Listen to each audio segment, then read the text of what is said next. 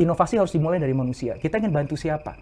Apa masalah yang dia miliki? Habis itu kita pikirkan gimana cara kita bisa membantu menyelesaikan masalahnya dia secara genuine dengan cara yang baru. Kalau teknologi bisa kita pakai untuk meleverage, untuk memperkuat, amplify solusi itu sehingga value-nya lebih tinggi, do it. Tapi teknologi itu nggak harus gitu. Nah, jadi ini yang menarik ya. Kayaknya nih, ini prediksi saya aja ya.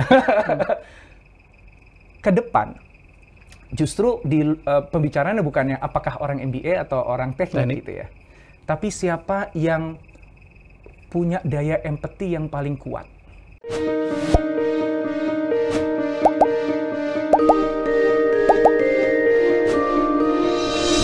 Ya, saya itu banyak ya mengamatin orang. Jangan dipikir saya itu udah berhenti belajar. Saya adalah orang yang tidak pernah berhenti belajar. Saya sekarang lagi kuliah di Cambridge, saya belajar dari video, saya belajar dari Jordan Henderson dan sebagainya.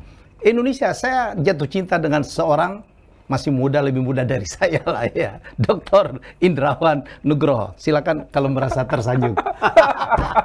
Ini udah nggak bisa ngomong apa lagi nih Pak Helmi ini ya. Masya Allah. Saya aja kaget tadi ya. Saya pikir hari ini kita mau ngobrol-ngobrol aja santai. Tiba-tiba diajak ke studio yang luar biasa ini. Masya Allah. Terima kasih undangannya Pak Helmi. Masya Allah. Saya sangat tersanjung nih hari Mas Indrawan tuh punya kemampuan bicara kayak gitu dengan topik-topik yang kekinian tuh dari mana sih? Itu sebenarnya gini, kalau saya memang dulu waktu pas kecil ketika ditanya cita-citanya mau jadi apa, saya bilangnya mau jadi guru. Karena saya memang apa ya, bisa dikatakan punya curiosity yang tinggi lah, rasa penasaran yang tinggi. Kelihatan. Saya pengen belajar gitu. Terus kemudian akhirnya ya udah kuliah lagi dan sempat jadi dosen. Nggak lama tapi kemudian sempat. Di mana dulu? Binus? Bukan, ada di satu universitas swasta di Jakarta. Cuman saya kemudian akhirnya merasa bersalah karena saya nggak bisa dedicate waktu yang cukup ke kampus gitu. Karena saya juga punya perusahaan yang saya jalanin waktu itu. Akhirnya saya berhenti jadi konsultan. Saya konsultan. Gitu. Dan akhirnya memang saya menekuni bidang konsultan itu karena salah satunya itu basisnya sebenarnya curiosity gitu. Saya mengatakan saya konsultan bukan karena saya tahu banyak sebenarnya, tapi karena saya mau tahu banyak. Dan itu membuat saya jadi ya belajar terus gitu. Dan di saat yang sama Pak Helmi, saya itu juga anak teater dulu. Oh iya? Oh kelihatan, ngomongnya teatral gitu ya. Jadi teman-teman ya, di rumah saya potong banget. Saya anjurkan Anda untuk menonton kanal Dr. Indrawan Nugroho. Apa namanya, inovatif apa? Strategy and Innovation. Strategy and Innovation. You will learn a lot. Saya aja belajar. Luar biasa. Iya, lanjut lagi ke teater itu. Dari SMP saya suka teater, saya pernah ikut kursus teater gitu, baca puisi gitu ya, manggung dan sebagainya. Dan waktu pas lagi saya lulus SMA, cita-cita saya itu bukan jadi konsultan atau kerja di perusahaan. Saya ingin jadi sutradara film. Betul. Jadi waktu saya memutuskan kuliah di Australia Melbourne karena ya? Saya mau kuliah di Melbourne University itu ada performing kampus. Yes. Oh iya. Victoria apa ya, performing art, betul. Performing art. Cuman gini, waktu itu sudah hampir mau masuk, ya. Kemudian krisis. Ingat ya waktu krisis 98? 98. Subprime mortgage. Exactly.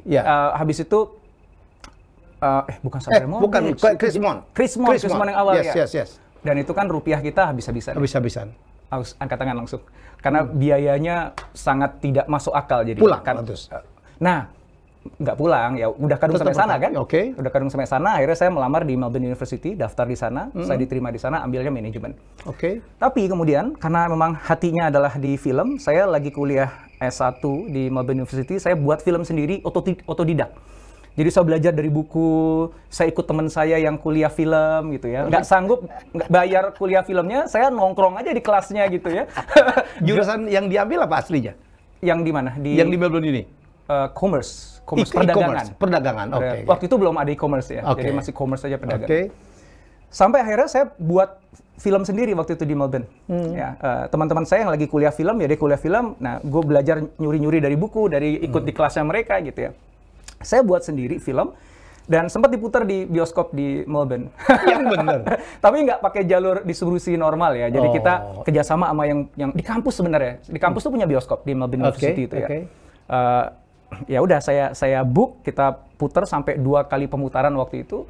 Dan yang menarik setelah itu adalah teman-teman yang kuliah film pada datang ke saya minta dibantu dibuatkan video. malah pada belajar ke saya. Dia bilang, lu gimana sih yang kuliah kan lu gitu loh. Gua aja tuh curi-curi ilmu dari lu, dari dosen lu. Gue numpang di belakang tuh ngeliatin lu lagi belajar gitu.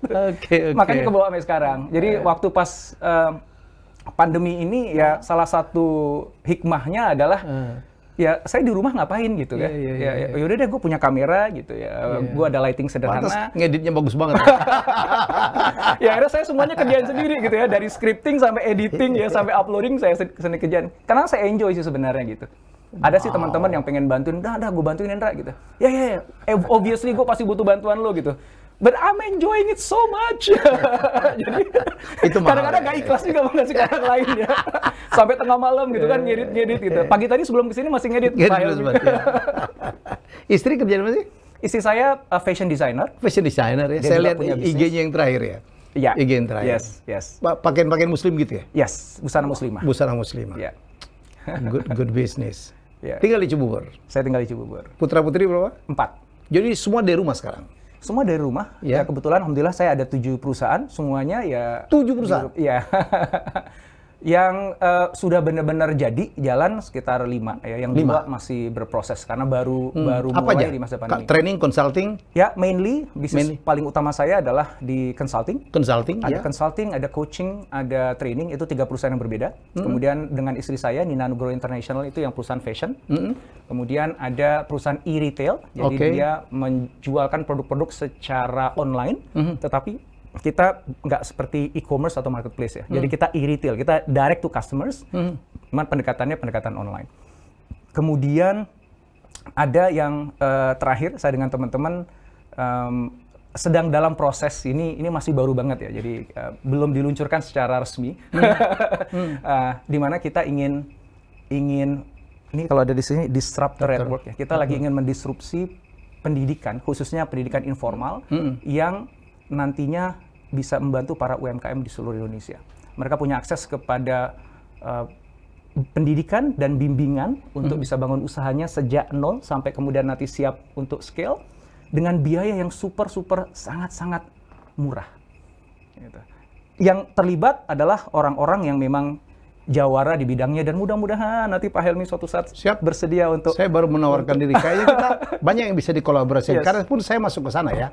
Saya bikin aplikasi namanya Nexport, membina UKM. Kemudian saya bawa barangnya untuk diekspor ke luar negeri ya, yang ke dalam negeri. Banyak Mas Indra yang kita bisa ini. Deal dulu dong kalau gitu. Deal duluan ya. Ya, jadi ini luar biasa. Mas Indra, saya akan bikin quiz. Kalau saya harus milih ya, ini rapid question. Elon Musk atau Jeff Bezos? I would say Elon. Me personally. Pertanyaan berikutnya pasti kenapa ya? Iya dong. Bagi saya Elon itu mewakili sebuah masa depan, ya. Sebuah gagasan yang berani, yang mendobrak gitu. He is trying to create the future of mankind. Sementara kalau Bezos dalam pandangan saya, he's trying to make money from today. Well, there's nothing wrong with that, nggak ada yang salah dengan itu. Ya, Elon jauh lebih ke depan ya. Exactly, itu sih. So apa yang dia tawarkan tuh lebih seksi, gitu. Lebih memancing imajinasi, ngebuat kita excited to wake up every day and trying to do something different gitu. Realitanya kan gini kan, kita hidup dalam sebuah dunia di mana seringkali dipenuhi dengan rasa takut kan. Takut gagal, takut salah gitu. Takut kemudian nanti rugi bisnisnya. Kebanyakan takutnya gitu. Baik kita sebagai pengusaha yang kemudian jadi nggak scale gara-gara cari yang pasti-pasti aja, yang aman-aman aja gitu. Atau kita kerja di sebuah perusahaan sebagai karyawan yang kita pengen nggak mengusik status quo yang ada supaya nanti kita nggak terkucilkan atau nanti disebelin sama atasan gitu. Jadi tanpa sadar kita akhirnya hidup dalam keadaan yang serba mediocre gitu, serba rata-rata. Not because we don't have the capability to go beyond itu, but because of the fear. Karena somehow ada di kepala kita itu kayak, waduh nanti gini loh, nanti orang pikir apa, nanti gini. Nah Elon kayak dia mewakili satu figur kayak, ya terserah lo deh mau pikir gimana. Gue pengen wujudkan ini di masa depan dan gue nggak ngomong doang, gue jalanin, gue wujudkan gitu. Dan the most interesting part is people believe in him. Dan believing in him tuh bukan cuma dengan kata-kata, dengan tweet. dengan duitnya. People put money di sana. People dia buy punya the share. Authority karena dia punya kemampuan ya yang both kemampuan dan visi besar. Karena kalau kemampuan banyak, Pak Helmy. Pak Helmy pasti tahu banget di karir Pak Helmy yang panjang, pasti pernah ketemu dengan orang-orang hebat yang bisa jadi mungkin kalau ngomong level of brilliant, ya mungkin sekelas Elon lah ya. Mungkin. I would say so. Apakah mereka bisa mewujudkan itu persoalan? First of all, sebelum mewujudkannya, apakah mereka punya dream yang seberani Elon Musk? Dia ngomongin ke Mars loh. I mean, ke Mars gitu. Kita ke bulan aja masih baru kemarin kita mau berangkat lagi ke bulan gitu ya. Ke Mars gitu. It's like itu kan kayak out of the world banget gitu kan. And yet people believe in him gitu. And then people put money di perusahaannya dia gitu. Dan it's just so inspiring. Itu jadi kayak ngebuat kita ini anak muda. Kita lagi. Kayaknya udah merasa masih muda aja kita ya. Minimal semangatnya ya. Kita ini yang pernah punya mimpi tapi kemudian kayak takut-takut bisa nggak ya gitu ya. Is it a foolish dream gitu ya?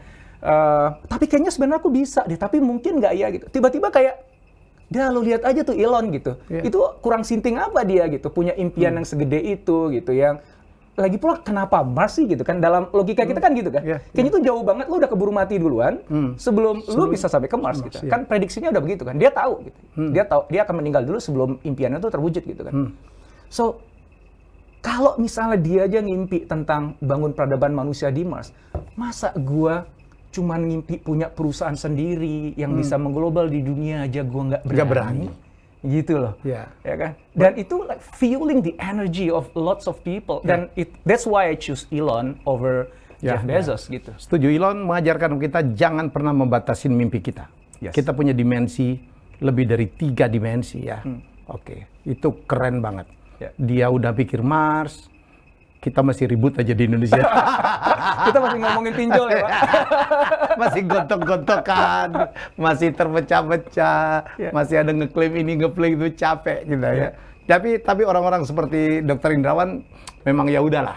Ya saya suka dengan apa yang diomongin ya, tech banget ya, tech banget.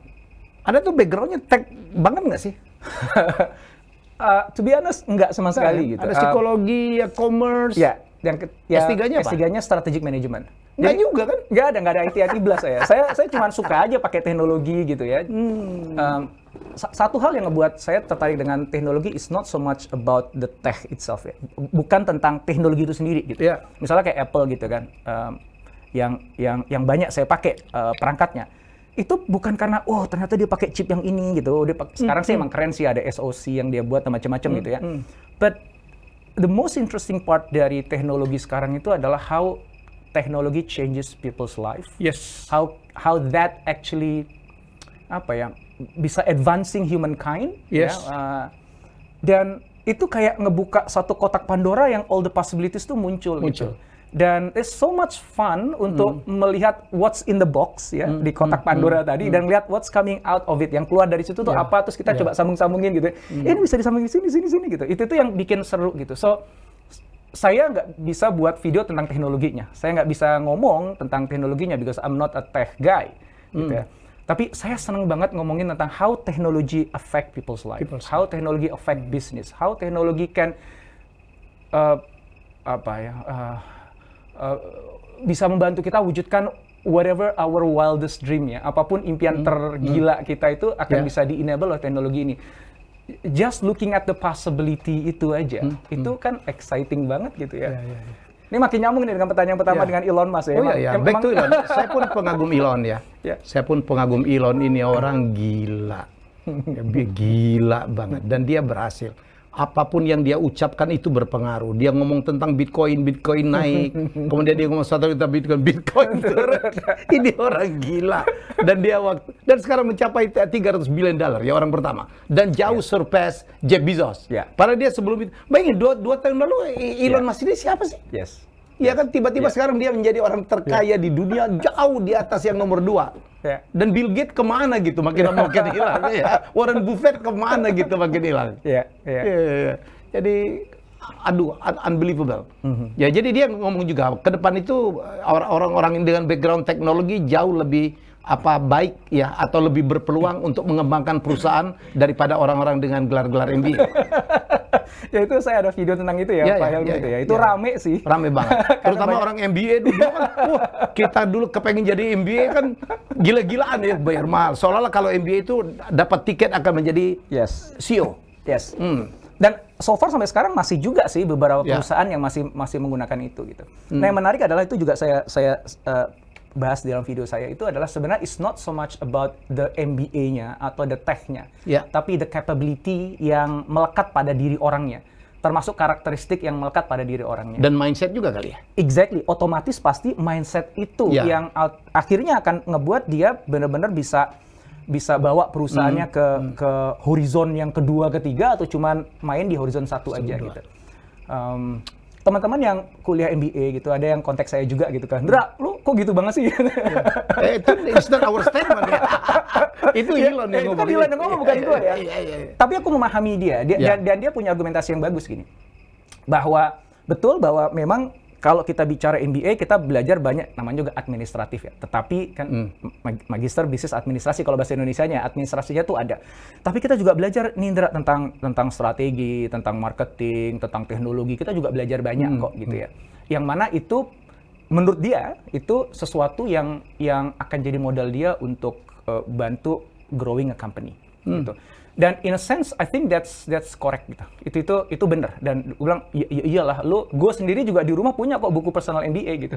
To be honest, gue belajar tuh ilmu-ilmu yang lo pelajarin, gue juga belajar gitu. Di S3 gue, sebagian mata kuliah gue juga yang lo pelajarin juga gitu. Dan gue excited belajar itu, dan I know that's very, very important.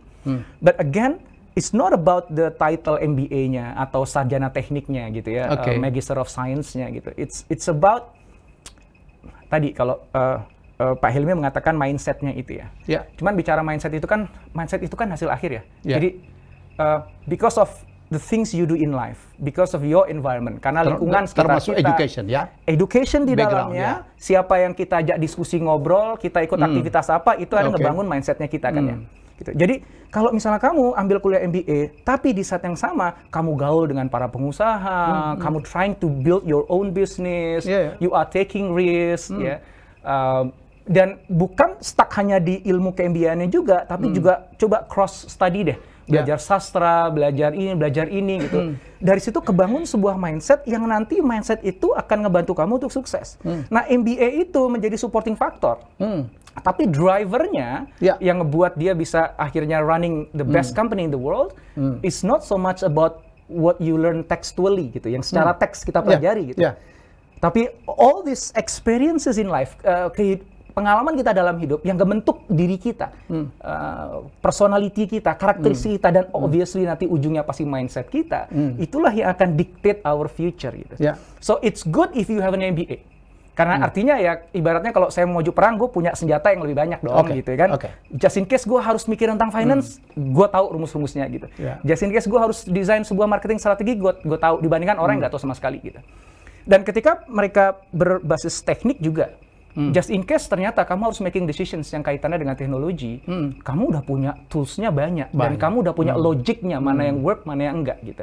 Dan punya capability analytical thinkingnya seorang engineer, problem solving skillnya engineer, dan itu akan kepake. Cuman kalau kita bicara analytical thinking, problem solving skills, itu kan you don't have to like be an engineer untuk punya skills itu kan. Seorang MBA kan bisa juga kan. Akhirnya argumentasinya gitu sih. It's not about the title. Saya juga mendebatkan itu dengan teman-teman saya MBA. Saya bilang nih, Elon Musk ngomong begini loh. Karena dia lihat bisnis ke depan itu, kalau kita lihat yang melompat-lompat jadi apa, yang hebat-hebat itu menjadi raksasa, itu kan didasari oleh inovasi. Inovasi yang seperti Elon Musk, seperti Mark Zuckerberg dan sebagainya itu ya, atau di Indonesia juga begitu. Jadi itu kan inovasi itu kan memang areanya orang teknik ya. Menciptakan produk, betul kan? Menciptakan jasa yang dibutuhkan orang. Yang menarik adalah Steve Jobs bukan orang teknik. Tapi siapa yang nggak mengatakan bahwa dia tuh greatest innovator of all gitu ya? Bukannya karena ada Steve Wozniak di belakang. Exactly. Karena ada Steve Wozniak, ya. Tapi dia kan belajar sastra, dia belajar kaligrafi gitu. Nggak lulus pula gitu kan. So makanya tidak aku mengatakan gini, Pak Helmi di awal, bahwa saya pribadi, saya sebenarnya bukan orang teknologi gitu. Saya excited dengan what teknologi can do untuk humankind. Gitu. Dan tidak ada batas. Dan itu nggak ada batasnya. Nggak ada batas, betul. Nah, Steve, kalau kita ngomongin Steve Jobs tadi gitu ya, Steve Jobs juga bukan orang teknikal gitu. Tapi dia punya visi tentang bagaimana sebuah teknologi baru bisa membuat kehidupan kita jadi lebih baik gitu. So, again, apakah kemudian orang yang punya latar belakang teknologi berarti pasti lebih maju? Ya enggak juga sih, gitu kan. Lo kalau cuma jadi tukang ngerjain technicalities di belakang, you don't have the vision, lo stuck di sana juga gitu. You an MBA, kalau lu cuma sekedar tukang ngitung di spreadsheet aja, ya juga di situ aja gitu. So again, it's not about the title gitu. Ya, karena background pendidikan itu kadang-kadang cuma background aja, kemudian berkembangnya kan bisa macam-macam. I'm an accountant, bos. Yes. Gue an accountant, tapi gue bergerak dalam industri kreatif karena I learned a lot about that. Jadi kita jadilah prioritas itu. Tapi kalau kita rumuskan apa yang dikatakan Elon, bahwa mungkin yang menciptakan inovasi-inovasi itu adalah orang teknik, tetapi begitu ini udah jadi nih, udah diterima pasar untuk mendouble-nya, untuk melakukan scale up, barangkali itu peran orang-orang MBA, betul? It could be like that? Yeah, it could be like that. Memang sebenarnya agak sedikit nggak fair ketika kita coba kayak versus gitu ya. Menurut saya sih ada zaman-zamannya ya. Karena kebetulan sekarang zamannya itu zaman inovasi. Zaman teknologi yang lebih berkembang dengan sangat eksponensial. Teknologi ya. In the past 10 years itu begitu masuk ke dalam teknologi digital bergerak gitu. Itu kita tahu akhirnya yang kaya di dunia adalah orang-orang di bidang teknologi yang kaitannya dengan internet, dengan digital gitu ya. Sementara masa-masa sebelumnya ya Rockefeller dan sebagainya kan minyak gitu ya. Finance, yang kan punya gitu. Bank kan gitu kan. Jadi memang ada masa-masanya juga. Oke, setuju. Dan dalam dunia sekarang yang hampir semua hal itu melibatkan teknologi, orang yang berlatar belakang sains jadi punya keunggulan, quote and quote. Karena mestinya dia lebih paham bahasa komputernya gitu, bahasa teknologinya. Mestinya dia lebih cepat untuk nangkep gimana dia bisa pakai sebuah teknologi ini untuk nanti jadi solusi bagi orang lain. However, balik lagi saya ini ngomongin however, karena kebetulan salah satu bidang yang saya tekuni adalah design thinking. Design thinking itu adalah pendekatan berinovasi yang berpusat pada manusia. Jadi dia gunakan teknologi ya sebagai enabler, tapi dia nggak pernah mulai inovasi dari teknologi. Inovasi harus dimulai dari manusia. Kita ingin bantu siapa? Apa masalah yang dia miliki? Habis itu kita pikirkan gimana cara kita bisa membantu menyelesaikan masalahnya dia secara genuine dengan cara yang baru. Kalau teknologi bisa kita pakai untuk meleverage, untuk memperkuat, amplify solusi itu sehingga value-nya lebih tinggi, do it. Tapi teknologi itu nggak harus gitu. Nah, jadi ini yang menarik ya. Kayaknya nih, ini prediksi saya aja ya.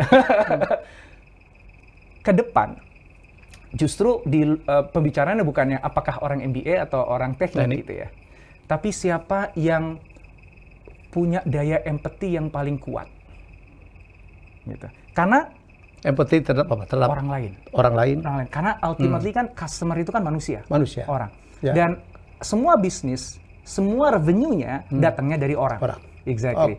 So, bisnis kita nggak tumbuh besar gara-gara teknologi sebenarnya. Bukan karena produk ya. Bukan karena karena permintaan yang bisa dipenuhi oleh produk kita. Exactly. So, uang kita tuh datangnya dari customer, dari orang. Dari orang. Ya. Hanya karena kita punya the best technology in the world.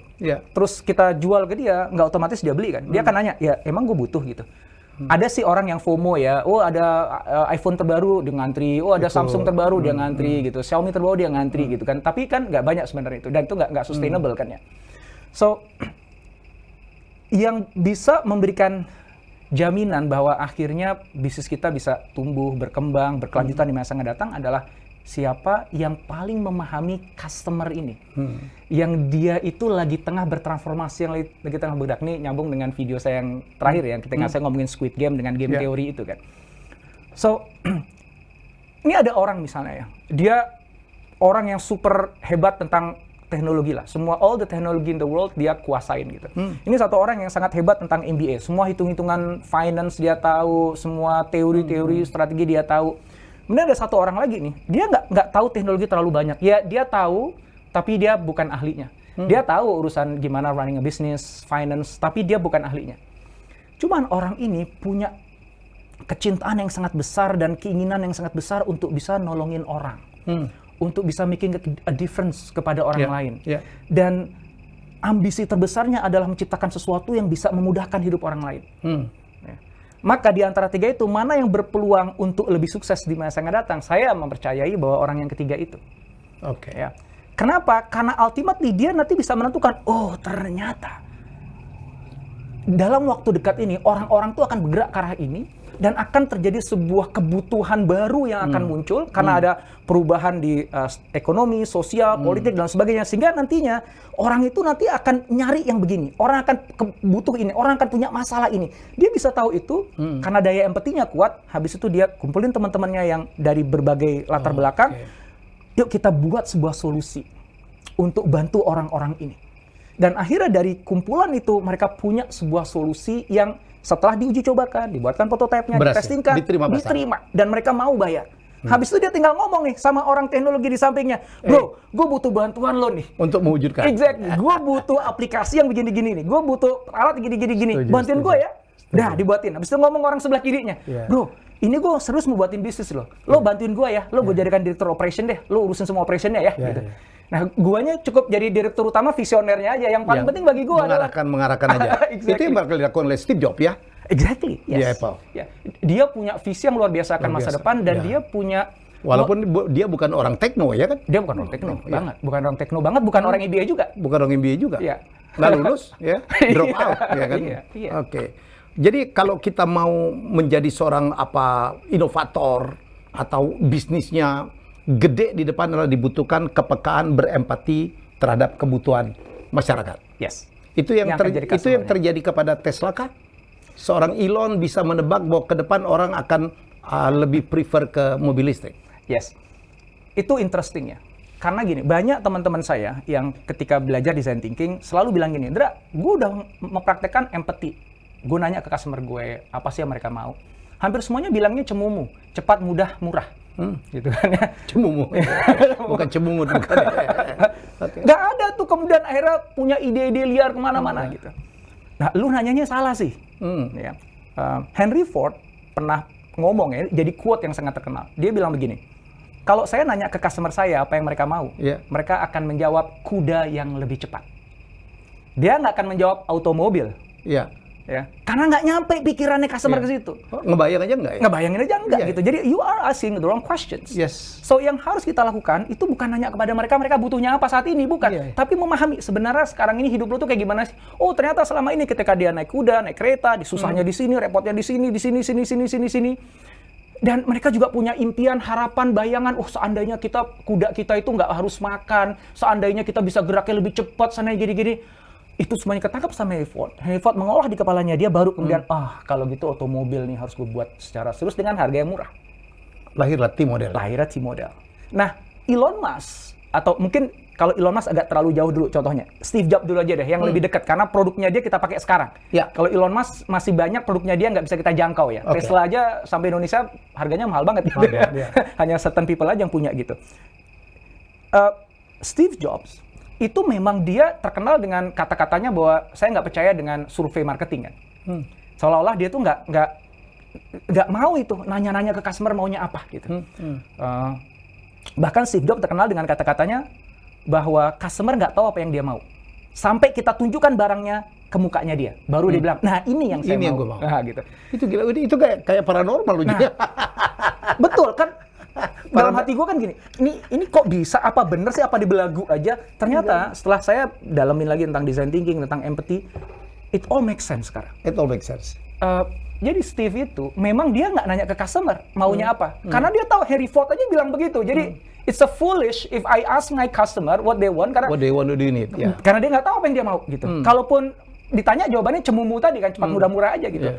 So Steve akhirnya mencoba memahami dengan sangat baik apa experience yang dialami oleh si customer pada saat ini ketika menggunakan existing product.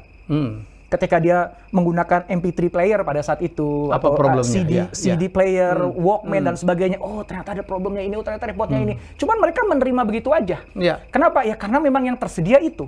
Kalau ditanya maunya lo gimana? Ya maunya dia kalau bisa ada barang ini yang lebih awet tapi lebih murah ya. Cuman begitu doang. Dia nggak punya imajinasi yang lebih tinggi si customer. Tapi Steve sebagai seorang inovator, dia berpikir kan lebih jauh kan. gimana gue bisa ciptakan sebuah barang yang sekarang belum ada, tapi bisa menghilangkan semua pain point dia, dan gue bisa wujudkan semua impian terliarnya dia. Apa ya? Yang customer pasti nggak kebayang, karena bukan tugas dia untuk mikirin itu. Tugas kita sebagai inovator yang mikir itu kan. Tugas mereka beli ya. Tugas mereka. Nah, akhirnya muncul iPod, akhirnya muncul iPhone sampai sekarang. Nah, ke Elon juga, cuman bedanya Elon ini radarnya lebih sinting gitu. Dia apa ya, memprediksinya tuh jauh ke depan. Sebenarnya tanda-tanda, sinyal-sinyal tentang kebutuhan dari renewable energy itu udah lama sebenarnya. Cuman kita ignore it sebenarnya. Dari zamannya dulu, siapa tuh Al Gore yang Inconvenient Truth ya. Itu udah dari dulu tuh ngomongin gitu, dan dia udah mendorong untuk renewable energy gitu. Global warming ya? Iya. So, Elon berpikirnya dia lebih jauh horizonnya gitu. Bahwa udah pasti, nggak mungkin enggak manusia di muka bumi ini pasti akan meninggalkan fossil fuel dan akan pindah ke renewable energy, itu udah pasti gitu. Semua tanda-tanda mengarah ke sana. Government inisiatifnya juga udah mengarah ke sana gitu. Cuman pertanyaannya, kita mau jadi bagian dari itu apa enggak? Kita ikut mengakselerasi itu atau kita ikut menghambat itu, sama seperti kebanyakan pemain-pemain di fossil fuel yang mencoba melobi pemerintah untuk menghambat lajunya perpindahan ke renewable energy gitu kan. Lo taking side, lo mau di mana? Akhirnya dia memilih, enggak, gue mau berpihak kepada masa depan. Ya. Walaupun sinyal-sinyalnya masih lemah, walaupun demand-nya belum terlalu kuat, tapi dia meyakini betul bahwa ada desire dari deep inside individual yang mampu untuk mau menjadi bagian dari transisi percepatan menuju clean energy. Setuju. Dan itu ditangkap sama dia dengan ngeluarin Tesla. Dan memang kan Tesla nggak, ketika mulai ya dia harganya mahal hanya untuk niche market tertentu yang memang orang yang memang pengen merasa jadi bagian dari movement clean energy gitu. Sekarang akhirnya udah mulai menjadi mass product ya. Tapi awalnya kan nggak gitu. Jadi sama Steve sama Elon, bedanya adalah horizonnya aja. Steve yang lebih jangka pendek dan menengah, Elon jangka panjang jauh ke depan sekali. Elon itu kontroversial banget ya. Saya menikmatin dia saling ledek-ledekan dengan Jeff Bezos ya. Orang terkaya nomor 1, nomor 2 ledek-ledekan ya. Elon masih nomor 2. Wah, Jeff Bezosnya terganggu banget. Sekarang gara-gara apa? Hertz beli mesin 100.000 taksi ya, Tesla langsung wut ke atas. Itu bagaimana perasaannya seorang Jeff Bezos ya. Kemarin ada satu diskusi menarik, Dr. Indra. Saya kan orang komunikasi ya, saya banyak mengajarkan komunikasi. Ada yang mengatakan orang kalau mau kaya itu harus jago komunikasi.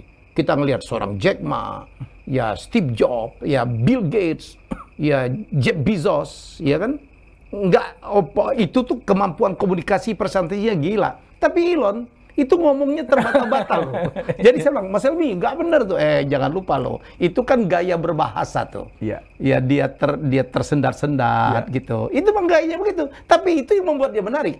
Kalau dia ngomongnya kayak Jeff Bezos, ya kalah dong sama Jeff Bezos. Tidak akan lebih baik. Komen gimana dong? Ya. Sebenarnya kemampuan bicara itu kan goal-nya, ultimate goal kita. Komunikasi itu goal-nya apa sih? Goal komunikasi itu kan orang mengerti, orang nangkep ya. Bukan hanya nangkep, tapi membuat orang mau melakukan apa yang kita minta. Seperti bayi yang masih belum bisa bicara, dia akan nangis supaya ibunya datang dan ngasih dia susu. So nangisnya si bayi adalah a form of communication yang bisa dilakukan oleh si bayi pada saat sebelum dia bisa bicara. So gimana pun kita berbicara, apakah kita piawai seperti Steve Jobs atau gagap seperti Elon ya. Selama pada akhirnya kita dapetin apa yang kita mau, akhirnya lo beli saham gue. Selesai. So communication gue berhasil karena the outcome of communication adalah getting what I want. Ya, kalau saya cuma kedipin mata, terus tiba-tiba itu barang datang ke tempat gue sendiri, udah selesai kan? Soalnya aku pengen minum nih, haus gitu kan? So aku kedipin aja gitu, ada seseorang di sana gitu, langsung, oh dia paham, langsung bikinin teh, taruh gini, saya kedipin lagi. Gitu. Saya nggak perlu ngomong satu kata pun, saya dapat tehnya. Pertanyaan, apakah saya communicating? Yes. So words are just one form of communications. Ada sign language, ada body language, mungkin ada telepati one day. One day. As long as you get what you want, then you are a good communicator. Kayak si bayi tadi. Tuh ya, dengerin tuh. Ya, jangan kalau Mas Helmi kalau gitu nggak perlu belajar komunikasi. Diam pun adalah bentuk komunikasi. Exactly. Exactly. Listening pun adalah bentuk komunikasi. Nah, listening itu yang menarik adalah the lost art of communication. Listening itu. Karena semua orang belajar tuh ngomong, tapi nggak ada orang belajar untuk mendengar. Nggak ada pelajaran public listening, Bos. saya kan sempat dapat training ya, scholarship di MIT. Dosen saya mengarahkan itu tentang how to listen. Karena nggak penting. Seorang leader itu kadang-kadang harus dengerin juga. Jangan ngomong terus. Suspend judgment, ya gitu-gitu tuh. Jadi it's part of communication. Oke, ini ada isu baru nih, Metaverse. Ini binatang apa sih? Sampai seorang Mark Zuckerberg gitu mengganti logo Facebook menjadi Meta. Saya harus disclaimer dulu di depannya bahwa saya bukan ahli dalam bidang ini gitu. Pengetahuan saya tentang hal ini itu sangat minim sekali. Atau masih dipelajari? Masih dalam pelajari. Saya memang punya rencana untuk buat video tentang itu, Pak Helmi. Jadi mungkin saya simpan dulu beberapa jawaban panjangnya. Ini saya menjawab dengan dengan frame yang lebih sederhana aja ya, yaitu frame bisnis masa depan gitu. Ya. Kalau kita bicara Metaverse kan sebenarnya kita membuat replika dari dunia yang kita punya sekarang dibawa ke online gitu ya. Dan sebenarnya udah banyak sekarang perusahaan-perusahaan yang menciptakan itu secara online. Gitu. Google, jadi bahkan ada perusahaan yang nggak dikenal, dia sudah membuat versi digital kota-kota besar di dunia. Jadi misalnya nih di New York ya, Manhattan itu udah dia petakan ya. Dan dia buat replikanya Manhattan, ditaruh di cloud, dimasukkan ke blockchain. Dan Pak Helmi bisa beli. Saya mau beli itu dong, areanya Empire State Building. Dan itu dijual, ada sertifikatnya. Jadi NFT yang sangat terkenal itu jadi sertifikat bahwa saya pemilik lahan yang sekarang ditempati oleh Empire State Building di New York. Tapi yang versi digitalnya. Gitu. Habis itu diperjualbelikan, Pak. Jadi siapa yang mau beli? Jadi kalau kita punya kantor di dunia, terus ternyata udah punya versi digitalnya di blockchain, sebaiknya alamatnya kita beli sebelum nanti dibeli orang lain, habis itu nanti kita seperti kayak kita misalnya helmiyahya.com, udah dibeli sama orang lain, habis itu kita kan diperas ya, beli 1 miliar, karena kan itu nama kita nggak bisa ganti kan. Nah itu sedang terjadi sekarang. Jadi orang-orang tuh lagi ngebeli alamat-alamat kunci di dunia ini karena itu nanti akan valuable gitu. Nah, kenapa saya cerita itu? Karena the idea of Metaverse itu sebenarnya kurang lebih mirip lah gitu. Jadi kalau kita nonton film Ready Player One, filmnya Steven Spielberg ya, itu mencerminkan Metaverse sebenarnya. Di mana kita hidup dalam dua dunia. Dunia fisikal dan dunia maya. Maya itu meta itu ya? Beyond. Meta itu ada beyond. Dan Facebook ingin menjadi salah satu pionir yang ikut mengakselerasi transformasi ke sana dan ingin ngebangun universe-nya yang ada di sana. Kalau Google kan udah buat produk ya, yang Google itu ya, yang kacamata itu. Kalau ini Facebook dia lebih lagi ke company-nya yang di Metaverse kan ya? Kalau Google Glass itu kan hardware-nya. Hardware-nya. Kalau Facebook kan punya Oculus. Oculus ya. Apple lagi ngebuat sekarang katanya. Hampir semua perusahaan buat VR set sekarang. Kenapa? Karena memang begitu nanti yang dibilang Metaverse tadi itu udah beneran jadi. Cara kita mengakses dan hidup di sana kan pakai VR. Nah itu jadi alat untuk mentransport kita dari dunia virtual nyata. reality dan augmented reality ya. Iya, untuk masuk ke dalam virtual reality tadi gitu. Dr. Indra udah tahu, saya pernah baca satu artikel kalau nggak salah dari Forbes bahwa di Indonesia itu ada perusahaan yang udah juga bermain di Metaverse. Udah pernah dengar? Belum. Wear namanya. Milik dari Daniel Surya.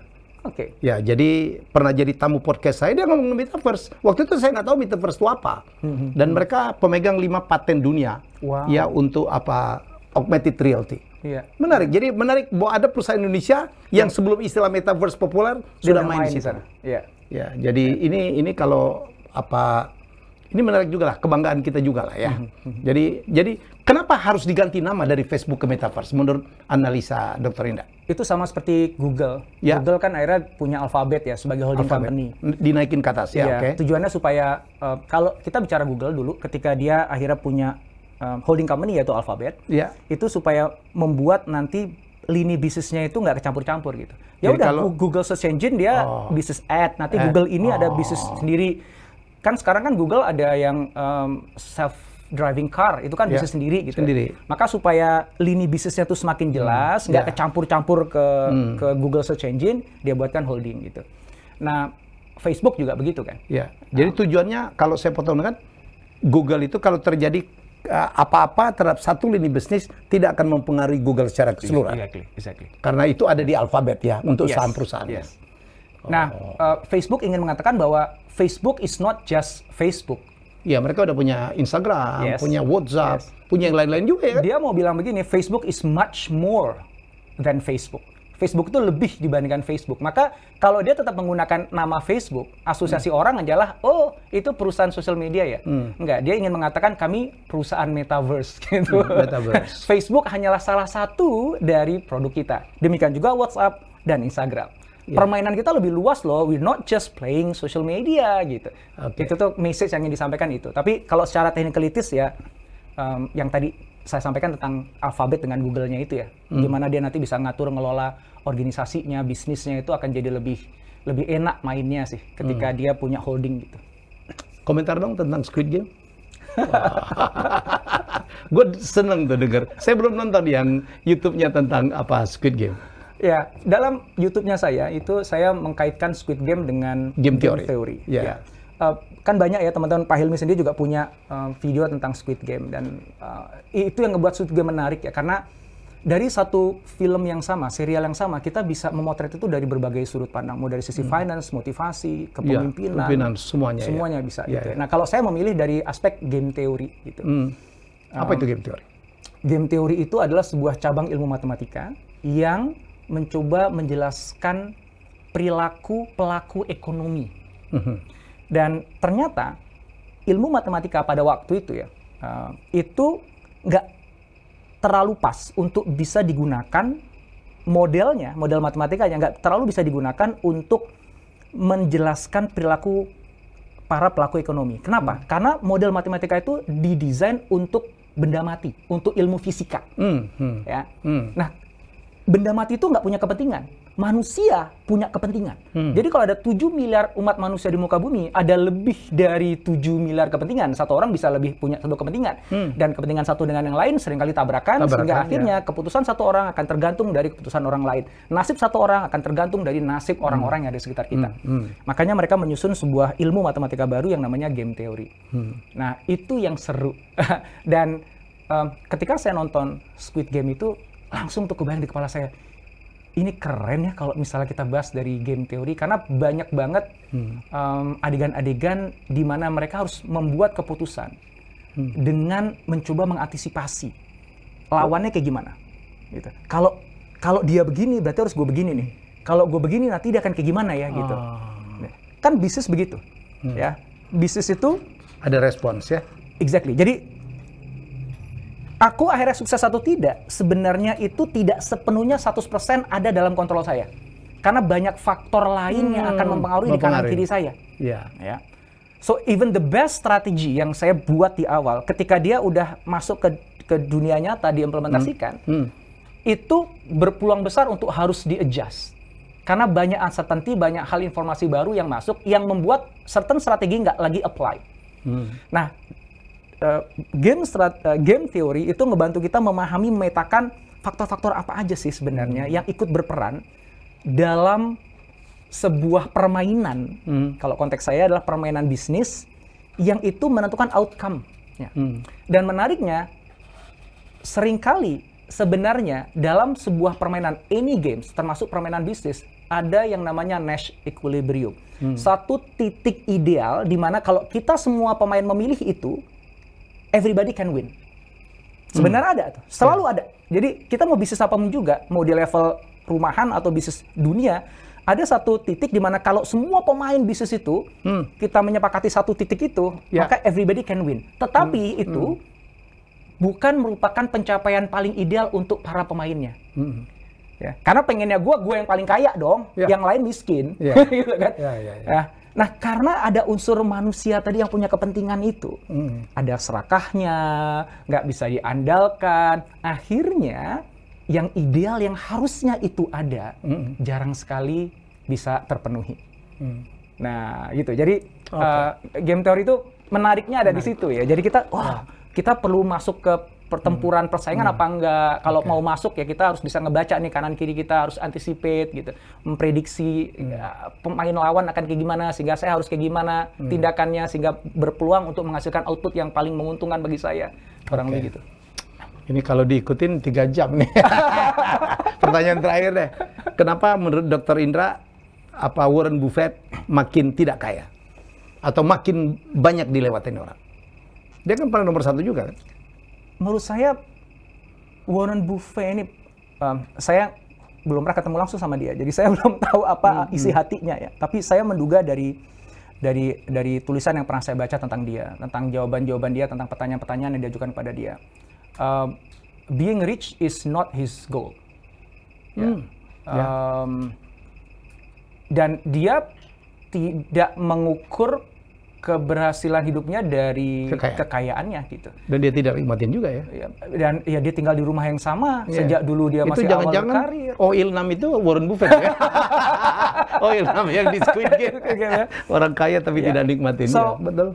Mungkin bagi Warren Buffett ya kita semua meributkan, wah dia nggak lagi nomor 1 sekarang lemas. Bagi Warren Buffett mungkin ya saya berhusnuzon, berprasangka baik bahwa well I'm not playing that game. Aku nggak memainkan permainan itu, silakan aja gitu.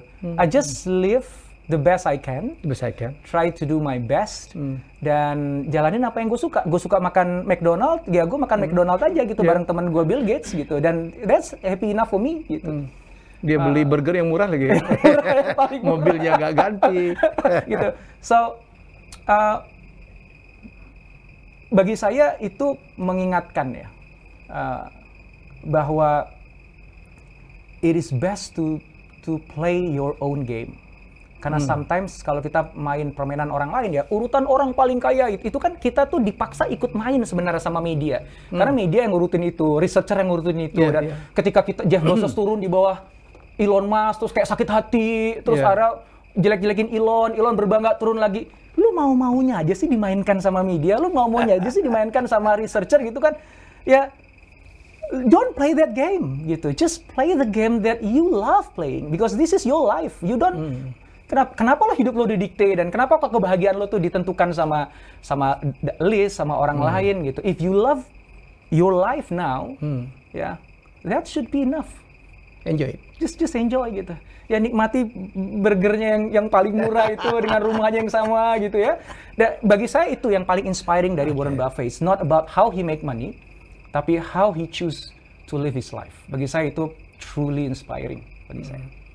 Ada juga yang mengatakan bahwa dia tidak menjadi inovator yang produktif, tapi dia lebih bermain dari game investment, ya. Is it? Ya, memang dia investor sejati dan dia termasuk investor jangka panjang kan ya. Kalau investor sekarang tuh kebanyakan dia nyari quick win. Capital gain secara cepat, buy sell. Kalau dia kan nggak, dia lihat potensi fundamental perusahaan. Kalau emang peluangnya bagus ke masa yang datang, dia akan beli share-nya gitu. Jadi ketika harga saham naik turun tuh dia relatively nggak reaktif gitu, karena dia playing the long game gitu. Dan menurut saya sih itu juga salah satu karena well, if I lose money gitu. Toh beli hamburger berapa sih duitnya gitu. Kalau Warren Buffett habis kehilangan sekian billion US dollar gitu kan. Ya gue cuma butuh beli hamburger doang gitu. Ya nggak apa-apa lah hilang segitu gitu. So itu kan nikmat ya.